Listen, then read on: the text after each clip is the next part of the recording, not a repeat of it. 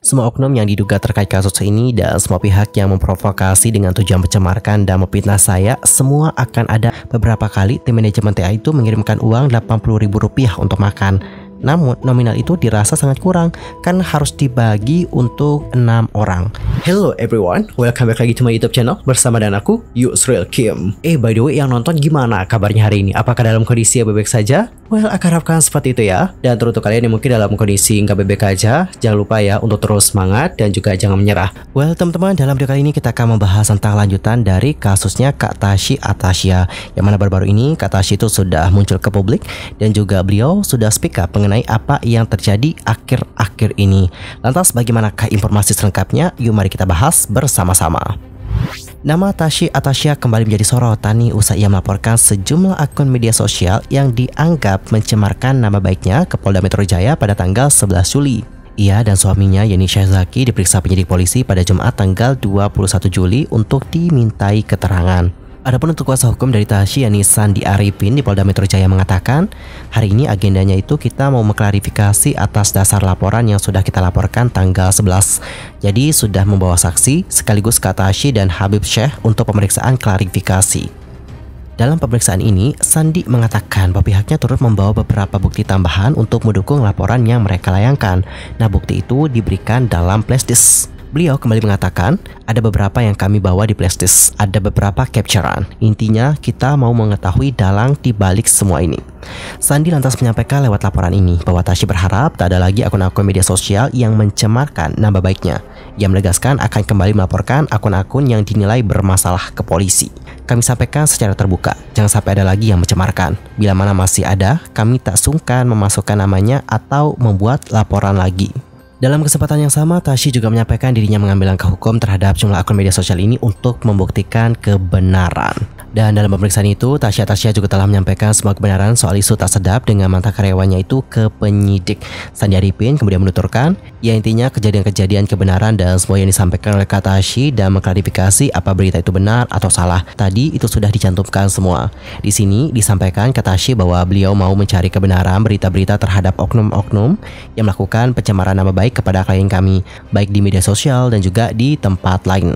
Tashy Atasya juga bersedia dan akan bersikap kooperatif jika nanti kembali dipanggil oleh penyidik. Selain itu, Tashy Atasya juga sudah mengeluarkan statementnya melalui sosial media Instagram. Di Instagramnya, ia menuliskan, Bismillah, Alhamdulillah dalam 2 minggu ini aku telah membuat laporan polisi dan sudah memberikan klarifikasi dan memberikan semua bukti-bukti yang kami miliki ke pihak kepolisian. Insya Allah, kebenaran akan segera terungkap.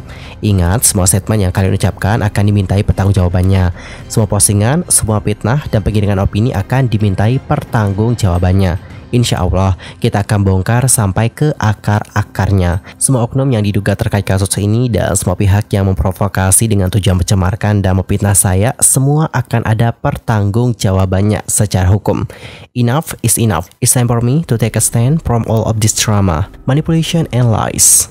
Jadi kalau kalian pada nanya aku kemana 2 minggu ini, sesuai preskon yang sebelumnya aku udah bilang aku akan bawa kasus ini ke jalur hukum agar bukti-bukti dan kebenaran terungkap. Dan aku tidak akan melayani orang-orang yang sedang menggiring opini, berbohong, caper, dan pansos di sosmed demi dapat simpati dan menjatuhkan aku yang terus dilakukan dari kemarin. Padahal mereka loh yang dikit-dikit lapor polisi dari kemarin.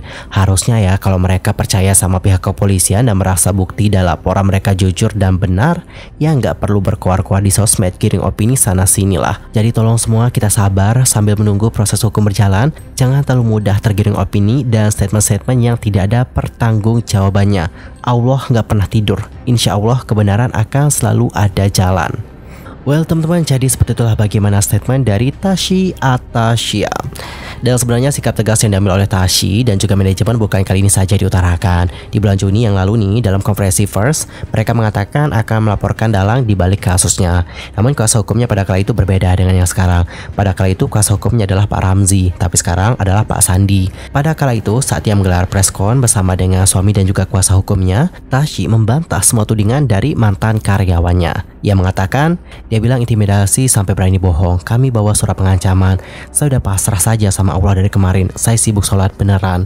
Selain itu, Tasya juga mengaku tertawa nih mendengarkan berita-berita negatif yang menuding dirinya. Yang mengatakan, saya lihat kok bohongnya tambah pintar. Sikap santai Tasya itu lantaran dirinya sudah mengetahui ada pihak-pihak yang ingin menjatuhkan dirinya melalui tuduhan tidak memberikan gaji di bawah UMR, melakukan intimidasi, sampai tudingan memberikan makanan bekas kepada karyawan-karyawannya. Tasya lantas menegaskan jika ada pihak-pihak yang ingin menjatuhkan dirinya masih menebar fitnah terhadap dirinya, ia bersama dengan sang suami akan menempuh jalur hukum. Dalam kesempatan itu juga Tasya berjanji akan membongkar fakta sebenarnya dengan bukti-bukti yang dipegangnya sampai terungkap siapa dalang di balik permasalahan tersebut. Dan guys, sebelumnya itu ex karyawan dari Tasya juga tampil di podcastnya Dr. Richard. Dalam podcastnya Dr. Richard, mantan karyawan dari TA, yakni P dan juga Putri, menceritakan bagaimana pengalaman yang tak mengenakan saat bekerja di manajemen Tasya. Salah satu yang dibahas adalah tentang gaji yang ditahan hingga pertengahan bulan oleh timnya TA. Putri yang mulai bekerja tanggal 1 November 2022 mengatakan nih bahwa seharusnya itu di tanggal 1 Desember 2022 ia sudah menerima gaji pertama dari timnya TA. Namun di tanggal itu TA sekeluarga tengah pergi ke Dubai. Putri juga sempat heran nih karena sebelum pergi pihaknya TA tidak ada membahas soal gajian, apalagi sampai minta data nomor rekening. Lebih lanjut, Putri menjelaskan beberapa hari sebelum tanggal 1 tuh gak ada omongan ini gaji gimana ya, gak ada minta data-data rekening gitu. Akhirnya tanggal 1 itu aku nanya ke PDF, terus dia suruh tanya langsung nih ke suaminya TA. Namun Putri juga masih menahan diri untuk mempertanyakan soal gaji ke suaminya TA. Lantaran gak ada kejelasan juga, Putri pun kembali menanyakan hal itu kepada suaminya TA di tanggal 5. Tapi suaminya TA tidak memberikan kepastian.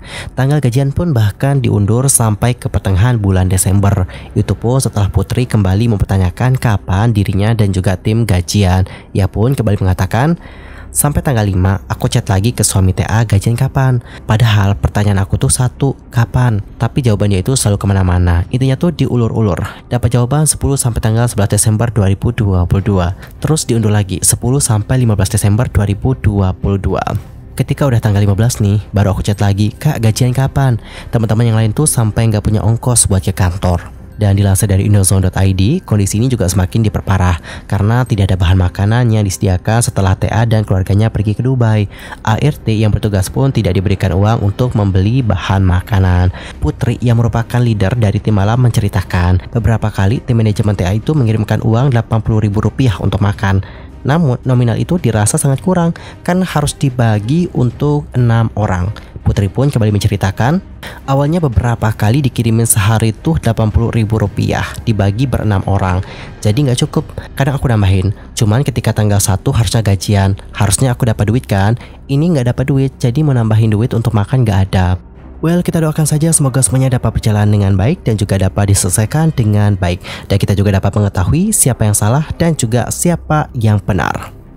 Anyway, cukup sekian ya untuk hari ini dan kita akan jumpa lagi di next video dengan informasi yang lebih hangat. Cukup sekian dan juga terima kasih, dan aku juga mohon maaf jika ada kesalahan baik dalam ucapan, sikap, tindakan, and everything. Aku minta maaf dan juga mohon koreksi dari kalian semua. See you next time di video berikutnya dan juga selamat beraktivitas ya teman-teman. Goodbye.